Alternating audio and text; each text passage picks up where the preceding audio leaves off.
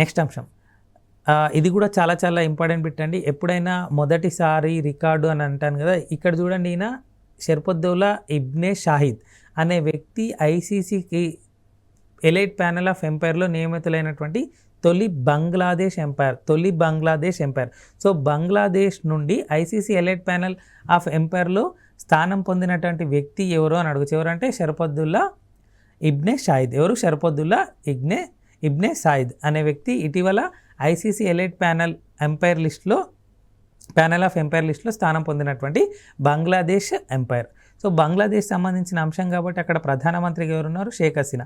So Sheikh Hasina గురించి మాట్లాడుకుంటూ మనం గత ఎపిసోడ్లో మాట్లాడుకుంటూ తిరిగి ఎన్నికైనటువంటి ప్రధానమంత్రిగా చెప్పుకోవడం జరిగింది. సో బంగ్లాదేశ్ ప్రధానమంత్రిగా ఎన్నిక కాబడ్డటువంటి వ్యక్తి ఎవరు అంటే షేక్ హసీనా. ఎవరు? Sheikh Hasina.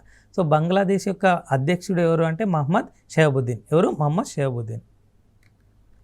Next, Madame Tussauds museum ఎక్కడుంది అంటే దుబాయ్లో. సో ఎందుకు ఇటీవల వార్తల్లో నిలిచింది అంటే టాలీవుడ్ హీరో అయినటువంటి అల్లు అర్జున్ యొక్క మైనపు విగ్రహాన్ని అక్కడ ఏర్పాటు చేయడం జరిగింది. సో మేడమ్ టుసాడ్స్ మ్యూజియంలో స్థానం పొందినటువంటి టాలీవుడ్ హీరో యొక్క విగ్రహం ఏది అంటే ఎవరిది అంటే అల్లు అర్జున్ది. ఎవరిది? అల్లు అర్జున్ది. నెక్స్ట్, ప్రపంచంలోనే అతిపెద్ద రాగి కర్మాగారాన్ని ఎక్కడ ఏర్పాటు చేయబోతున్నారు అంటే గుజరాత్లో. ఎక్కడ? గుజరాత్లో. సో ముంద్రాలో ఏర్పాటు చేయనటువంటి గ్రీన్ఫీల్డ్ కాపర్ రిఫైనరీ ప్రాజెక్ట్ ఇది. ఎవరు దీన్ని ఏర్పాటు చేయబోతున్నారంటే అదానీ గ్రూప్ వాళ్ళు.